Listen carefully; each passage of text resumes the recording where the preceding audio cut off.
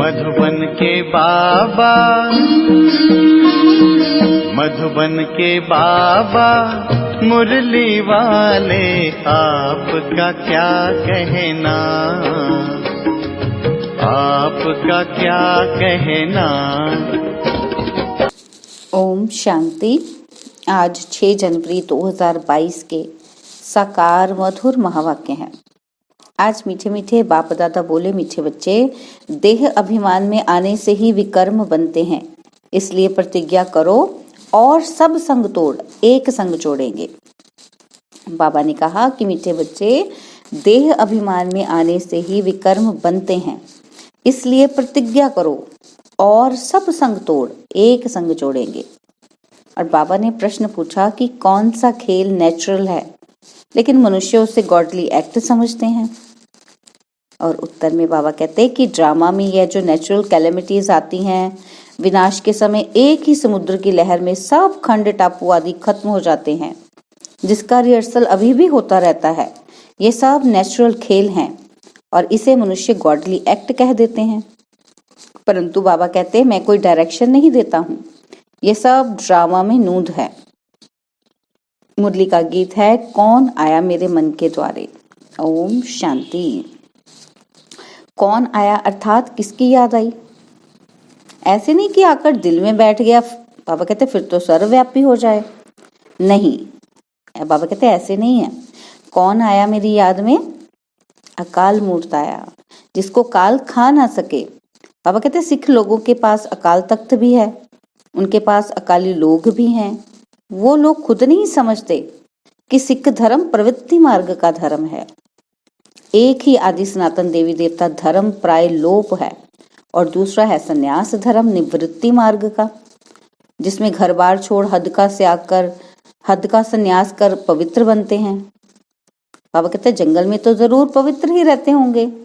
हर एक धर्म की रस्म रिवाज अलग है, शिक्षा भी अलग है। वह है निवृत्ति मार्ग का धर्म। बाबा कहते उनको फॉलो करने वालों को घर बार छोड़ कफनी पहननी पड़े तो भी निवृत्ति हो जाती है ना, छोड़ देते हैं वो। और बाबा कहते हैं फिर भल वो लोग कहते हैं कि घर गृहस्थ में रहते भी ज्ञान पा सकते हो, परंतु वह कोई ज्ञान नहीं। बाबा कहते हैं ना सन्यासी ऐसे करा सकते हैं। वास्तव में गुरु वह जो सदगति देने वाला हो, वह तो एक ही है। गुरु नानक ने भी शिक्षा दी है, वह भी परमात्मा की ही महिमा करते हैं। कहते हैं ना, एक ओंकार अकाल मूर्त, तुमको सब अब उस अकाल मूर्त अर्थात परम पिता परमात्मा की ही याद है, महिमा करते हैं। अकाल मूर्त अयूनी है, स्वयं भू अर्थात रचता है। निर्भय निर्वैर अकाल मूर्त, गुरु प्रसाद जप साहेब आदि यह महिमा है परमपिता परमात्मा की। तो अकाल मूर्त को ही मानते हैं। वही बताते हैं कि सतयुग आदि सत्य, होसी भी सच। फिर यह भी कहते हैं कि मूत पलीती, बाबा कहते हैं पतित पावन माना ही मूत पलीती कपड़ धोए, साफ करते हैं, तब उनकी महिमा गाते हैं। और फिर कहते हैं अशंक चोर हराम खोर, यह भी इस समय की ही महिमा है। बाबा कहते फिर नानक कहे नीच विचार कर, फिर उनके ऊपर बलिहार जाते हैं। तो बाबा कहते जरूर, जब वह आया तब तो बलिहार जाते हैं। बाबा कहते कि मैं अहिल्याओं गणिकाओं साधुओं का भी उद्धार करने आता हूँ। ठीक है ना, तो जरूर सब पतित ठहरे। अब बाबा कहते अहिल्या कौन है? जिसका पति ने परित्याग कर दिया है। गणिका कौन है? जो अपने आप को नीच समझते हैं, अपने आप को कुछ भी नहीं समझते। तो बाबा कहते हैं मैं उनका भी उद्धार करता हूँ, साधुओं का भी उद्धार करता हूँ। तो जरूर सब पतित ठहरे। अब यह है बेहद की बात, जो जरूर बेहद का मालिक ही आकर समझाएंगे। इतनी गूढ़ बातें तो सिर्फ बाबा ही समझा सकते हैं। ब्रह्मा विष्णु शंकर भी मेरी रचना है। बाबा कहते ब्रह्मा विष्णु शंकर भी मेरी रचना है। ब्रह्मा द्वारा आदि सनातन देवी देवता धर्म की स्थापना, शंकर द्वारा अनेक धर्मों का विनाश। बाबा कहते दूसरे जो आते हैं सिर्फ अपने धर्म की स्थापना करते हैं। ऐसे नहीं कि वो लोग गुरु लोग सदगति दाता हैं। बाबा कहते सदगति किसकी करेंगे? उनकी वंशावली की ही पूरी वृद्धि नहीं हुई है तो सद्गति कैसे करेंगे। बाप कहते हैं मैं आकर आदि सनातन धर्म की स्थापना और अधर्मों का विनाश कराता हूँ। इस समय सब तमो प्रधान पाप आत्मा बन गए हैं। मनुष्य जो इस बेहद ड्रामा के पाठधारी हैं उनको मालूम होना चाहिए कि सृष्टि चक्र कैसे फिरता है। बाप आकर हम बच्चों को त्रिकालदर्शी बनाते हैं। यह भी समझते हैं कि जरूर बाप आकर स्वर्ग सचखंड की स्थापना करेंगे और झूठ खंड का विनाश करेंगे। सचखंड की स्थापना करने वाला सच्चा ठहराना, ये सब बातें बाबा ही समझाते हैं। सभी तो धारण कर नहीं सकते क्योंकि देह अभिमान बहुत है।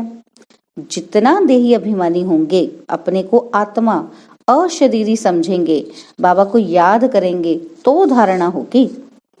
बाबा कहते हैं देह अभिमानी को धारणा नहीं होगी।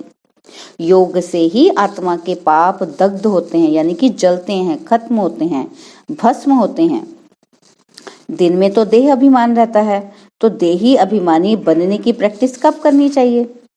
दिन में देह अभिमान रहता, माना हम अपने प्रोफेशन में, काम में इतने बिजी हो जाते हैं तो हमें उसी नाम से सब जानते हैं और हम भी उनको अपना परिचय यही देते हैं कि मैं डॉक्टर हूँ, मैं वकील हूँ। तो बाबा कहते हैं दिन में सब देही अभिमानी बनकर रहते हैं, तो फिर प्रैक्टिस कब करेंगे देही अभिमानी की। तो बाप कहते हैं नींद को जीतने वाले बनो। बाप कितनी अच्छी पॉइंट्स समझाते हैं, परंतु कई ऐसे भी बच्चे हैं जो मुरली सुनते ही नहीं। पढ़ाई तो मुख्य है, बाबा कहते कैसे भी करके मुरली पढ़नी चाहिए, परंतु ऐसे भी नहीं कि विकारों में गिरते रहें और मुरली मांगते रहें। बाबा कहते जब तक गारंटी ना करें मुरली नहीं भेजनी चाहिए। जो मुरली नहीं पढ़ते तो उनकी गति क्या होगी। तो बाबा कहते अच्छे अच्छे बच्चे भी मुरली नहीं पढ़ते, नशा चढ़ जाता है। नहीं तो एक दिन भी मुरली मिस नहीं करनी चाहिए। बाबा कहते धारणा नहीं होती तो समझना चाहिए देह अभिमान है, वह ऊंच पद पा नहीं सकेंगे। बाबा अच्छी रीति समझाते हैं, बच्चों को भी समझाना पड़े। बाबा तो बाहर जा ना सके, बाबा बच्चों के आगे ही समझाते हैं। यह बड़ी मम्मा भी है गुप्त, शक्तियां बाहर जा सकती हैं। कॉन्फ्रेंस होती है, बाबा कहते मम्मा गुप्त है, शक्तियां बाहर जा सकती हैं, यानी कि सेवा के लिए बाहर जा सकती है। बाबा कहते कॉन्फ्रेंस होती है, उनमें आदि सनातन देवी देवता धर्म का तो कोई प्रतिनिधि है ही नहीं। यह भी पॉइंट समझानी है कि देवी देवता धर्म ही नहीं है तो उनका प्रतिनिधि भी नहीं है। और जो भी धर्म पिता आते हैं वे सिर्फ धर्म स्थापन करने आते हैं, ना कि अधर्मों का विनाश करने। और बाबा क्या करता है, सब धर्मों का विनाश करके एक सत्य धर्म की स्थापना करते हैं। बाबा कहते हैं सत्य धर्म की स्थापना, अनेक धर्मों का विनाश संगम पर ही होता है। जब उतरती कला हो जाती है तब बाप आते हैं, चढ़ती कला तो एक ही बार होती है। इस पर एक श्लोक भी है, छोटेपन में पढ़ा था। गुरु नानक ने कहा है सब निंदक हैं, झूठे हैं, कोई भी पवित्र नहीं रहते। सिख धर्म में अकाली होते हैं जिनके ऊपर काला चक्र भी दिखाते हैं। यह है सुदर्शन चक्र, यह भी पवित्रता की निशानी है। कंगन भी बांधते हैं, दोनों पवित्रता की निशानी है, परंतु वो लोग इसका अर्थ नहीं समझते हैं, ना पवित्र रहते हैं। बाबा कहते जनेऊ भी पवित्रता की निशानी है। आजकल तो सब कुछ उड़ा दिया है। ब्राह्मण कुल है उत्तम, उसमें फिर बड़ी चोटी रखते हैं, परंतु पावन तो कोई बनते ही नहीं। बाबा कहते पतित पावन एक ही परमात्मा आकर सबको पावन बनाते हैं। ऐसे नहीं बुद्ध, क्राइस्ट आदि भी कोई पतित पावन थे, नहीं। गुरु तो दुनिया में अनेक हैं, सिखलाने वाले, पढ़ाने वाले, बाकी सर्व का सदगति दाता पतित पावन एक ही है। सबको पावन बनाकर साथ में ले जाने के लिए मैं ही आता हूँ। ज्ञान सागर के साथ मददगार तुम ज्ञान गंगाएं भी हो। गंगा नदी पर भी देवी का चित्र रख दिया है। अब वास्तव में ज्ञान गंगाएं तुम हो। बाबा कहते परंतु तुम्हारी अब पूजा नहीं होती, क्योंकि तुम अब लायक बन रहे हो। पुजारी से पूज्य बन रहे हो, फिर तुम्हारा पुजारीपना खत्म हो जाएगा। यह राज समझाते हैं, परंतु कोई की बुद्धि में नहीं बैठता है। कदम कदम बाबा की श्रीमत पर चलना है। देह अभिमान छोड़ते रहो। यह सब मित्र संबंधी आदि खत्म होने वाले हैं। हम सब चले जाएंगे, परंतु दुनिया तो रहेगी ना। बाप कहते हैं कि मैं नई सृष्टि का रचयिता हूँ, परंतु मैं आऊंगा तो पतित दुनिया में ना। तब तो मुझे पतित पावन कहते हैं, तो जरूर पतित दुनिया होगी। पावन दुनिया में तो पतित होंगे नहीं। परमात्मा को हेवन स्थापन करना है, इसलिए उनको हेवनली गॉड फादर कहते हैं। क्राइस्ट हेवन ही स्थापन करता। हाँ, उस समय जो आत्माएं ऊपर से आती हैं वह सतो प्रधान है, बाकी और कोई भी पतित से पावन नहीं बनाते। तुम बच्चों को भी अभी ऐसा कोई भी कर्म नहीं करना चाहिए जो पतित कहा जाए। देह अभिमान से ही विकर्म बनते हैं। तुम गारंटी करते हो कि और संग तोड़ एक संग जोड़ेंगे। अब तुम प्रतिज्ञा पूरी करो, नहीं तो दंड खाएंगे। बाबा कहते या तो जो प्रॉमिस किया था उसको पूरा करो, नहीं तो फिर सजा तो मिलेगी। ग्रंथ में भी है ना कि चढ़ती कला तेरे भाने सर्व का भला। अक्षर अच्छे हैं, परंतु जो कुछ पढ़े हैं उन्हें तो भूलना पड़ता है। बाबा को तो बच्चों के नाम भी पूरे याद नहीं, क्योंकि शिव बाबा को याद करना है। इसलिए बाबा कह देते हैं खुश रहो, आबाद रहो, ना बिसरो न याद रहो। परंतु सर्विसेबल बच्चों को बाबा जरूर याद करते हैं कि फलाना बहुत अच्छा मददगार है। साहूकार तो घोर अंधकार में पड़े हैं, कोई को पता ही नहीं पड़ता कि मौत सामने खड़ा है। भगवानुवाच, बाबा कहते मैं राजयोग सिखाता हूँ तो जरूर नॉलेज से गॉडेज ऑफ वेल्थ बनते हैं। यह सारी राजधानी बन रही है नंबरवार। तुम जानते हो नंबरवार हम सब पढ़ रहे हैं। बाबा कहते हैं कि मैं राजधानी स्थापन कर रहा हूँ, अनेक धर्मों का विनाश कराता हूँ। परम सतगुरु एक ही है, वह ऊंचे से ऊंचा एक भगवान ही गाया हुआ है। ऊंचे से ऊंचे ब्रह्मा विष्णु शंकर को भी भगवान नहीं कहते, तो रामकृष्ण को भगवान कैसे कहेंगे? वह तो है ही ज्ञान का सागर पतित पावन। भगत भगवान को याद करते हैं, ब्रह्मा विष्णु शंकर को थोड़ी याद करते हैं। यह तो अभी व्यभिचारी बन गए हैं। तो कितनी अच्छी अच्छी बातें धारण करने की हैं। बाबा कहते जो करेगा सो पाएगा। तुम ज्ञान गंगाएं हो, तुम नदियों का ही छोर है। सागर तो कहाँ जा नहीं सकता, परंतु वह है जड़ सागर और यह है चैतन्य। उसमें तो एक तूफान की लहर उठी तो बहुत नुकसान हो जाता है। विनाश के समय और जोर से तूफान आएगा, सब खंड टापू आदि खलास हो जाएंगे, देरी नहीं लगती। नेचुरल कैलेमिटीज को गॉडली एक्ट कह देते हैं। तब कहा है कि शंकर द्वारा विनाश तो गॉडली एक्ट ही हुई ना। परंतु बाप कहते हैं मैं कोई ऐसा डायरेक्शन आदि नहीं देता हूँ, यह सब ड्रामा में नूंद है। तूफान, नेचुरल कैलेमिटीज आदि आदि सब अपना काम करेंगी। कल्प कल्प यह कैलेमिटीज आनी ही है और सब खंड खत्म होंगे। बाकी एक भारत रह जाएगा, उसके लिए तैयारी होती है, रिहर्सल होती रहेगी। यह नेचुरल खेल बना हुआ है। बाबा कहते तुम शिव शक्तियां ही कहाँ पर जाकर समझा सकती हो। बाबा कहते आप शिव शक्तियां हो ना, तो कहीं पर भी जाकर समझा सकती हो कि तुम सब चाहते हो कि शांति स्थापन हो, परंतु तुम जानते हो कि शांति होती कहाँ है, सुख कहाँ होता है, दुख कहाँ है। बाबा कहते ये सब समझने की बातें हैं। अभी दुख धाम है, यही भारत सुख धाम था। आदि सनातन देवी देवताओं का राज्य था और कलयुग है दुख धाम। इनका विनाश जरूर होना है। पहले अंत होकर फिर आदि होनी है। मध्य में है अनेक धर्म। सत्युग में एक धर्म था। बाबा कहते ये ड्रामा का चक्र है, इसमें 4 मुख्य धर्म है। एक धर्म का पाया यानी कि टांग बाबा कहते गुम है। देवता धर्म स्थापन करने वाला कौन है यह बताओ, कौन है देवता धर्म स्थापन करने वाला? बाबा कहते परमपिता परमात्मा ब्रह्मा द्वारा स्थापना कराते हैं। और वास्तव में तुम भी प्रजापिता ब्रह्मा की औलाद हो, शिव की भी औलाद हो। ब्रह्मा की औलाद होने के कारण आपस में भाई बहन हो। बाबा कहते तुम जानते हो हम उनके बने हैं। परमपिता परमात्मा पहले ब्राह्मण धर्म रचते हैं। ब्राह्मण धर्म है चोटी और सब धर्म वाले बाद में आए हैं नंबरवार। और आखिर में तुम्हारी प्रत्यक्षता होनी है, जरूर अवश्य प्रत्यक्षता होनी है, बाबा कहते हैं। अच्छा, मीठे मीठे सिकिलदे बच्चों प्रति माता पिता बाप दादा का याद प्यार और गुड मॉर्निंग। रूहानी बाप की रूहानी बच्चों को नमस्ते। हम रूहानी बच्चों की रूहानी बाप दादाजी को दिलवा जान सिकवा प्रेम से नमस्ते। ओम शांति। प्यारे बाबा, मीठे बाबा, मेरे बाबा, शुक्रिया बाबा, शुक्रिया बाबा, शुक्रिया बाबा। धारणा के लिए मुख्य सार है, पहला पॉइंट है, बाबा कहते ज्ञान की धारणा के लिए जितना हो सके देही अभिमानी रहना है। अशरीरी बनने का अभ्यास रात को जाग कर करना है। और सेकंड पॉइंट है, कैसे भी करके मुरली रोज सुननी व पढ़नी है, एक दिन भी मिस नहीं करनी है। और संग तोड़ एक संग जोड़ने की प्रतिज्ञा करनी है।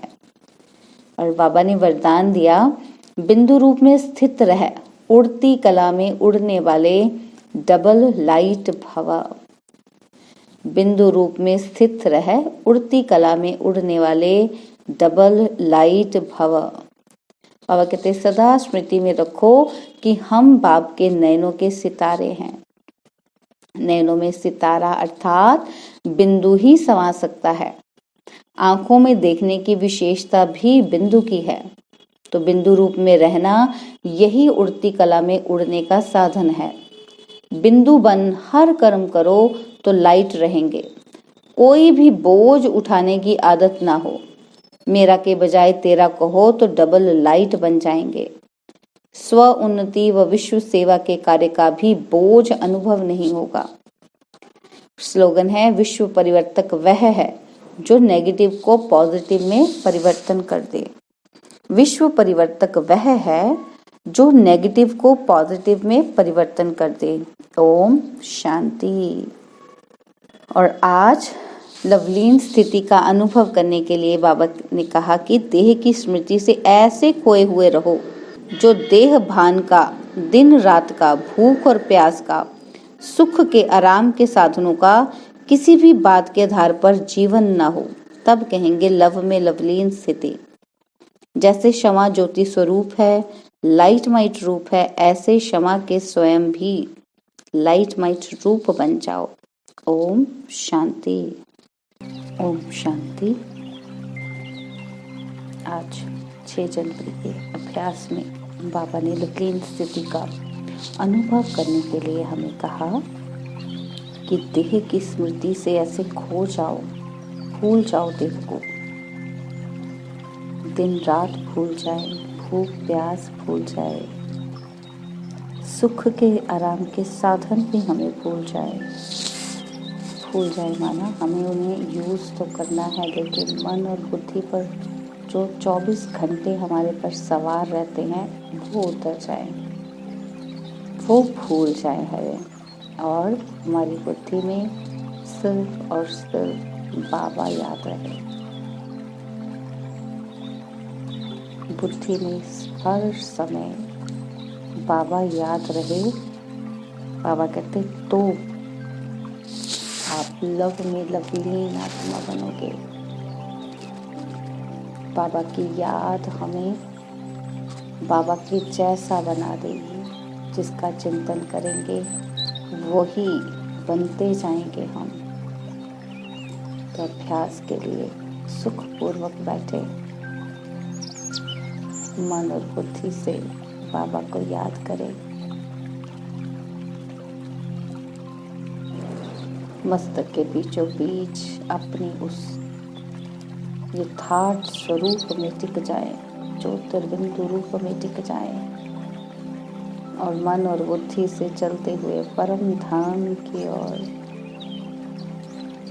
बाबा का चमकता हुआ दिव्य ज्योति स्वरूप हमें दिखाई दे रहा है।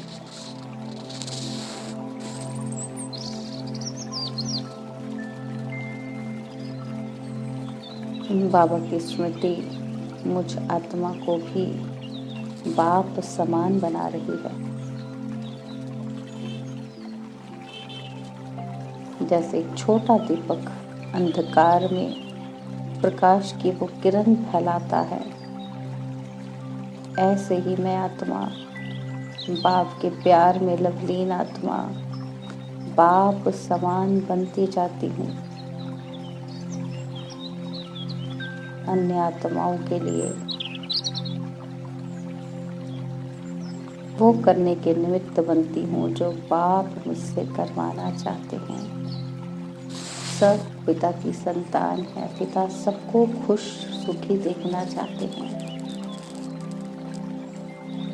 लेकिन बाबा कहता है कि तुम मेरे सबसे नज़दीक हो, तुम्हारे द्वारा ही मैं उनको ऐसी अनुभूति कराता हूँ जैसे हम बाप के प्यार को महसूस कर पाते हैं। अन्य आत्माएं मुझ द्वारा बाप के प्रेम को महसूस करती हैं।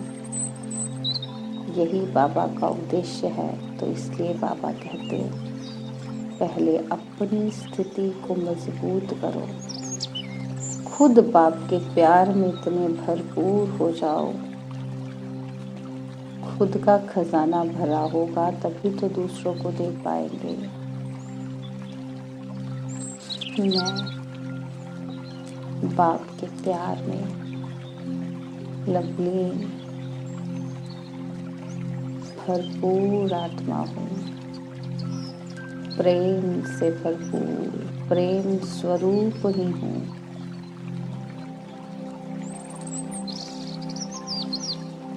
प्रेम का अथाह खजाना,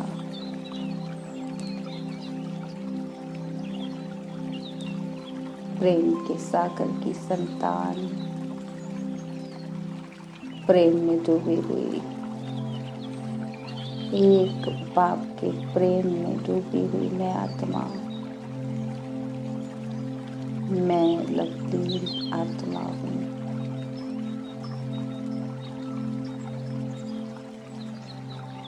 बाप की तरह तेजोमयी, प्रेममयी, करुणामयी मैं आत्मा, उस प्रेम को बांटने वाली।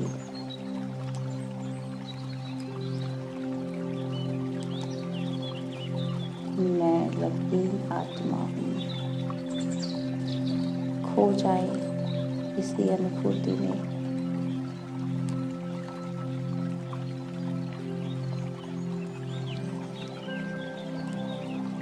मुझे किसी से कुछ नहीं चाहिए, मुझे सिर्फ और सिर्फ देना है, सबको प्रेम देना है।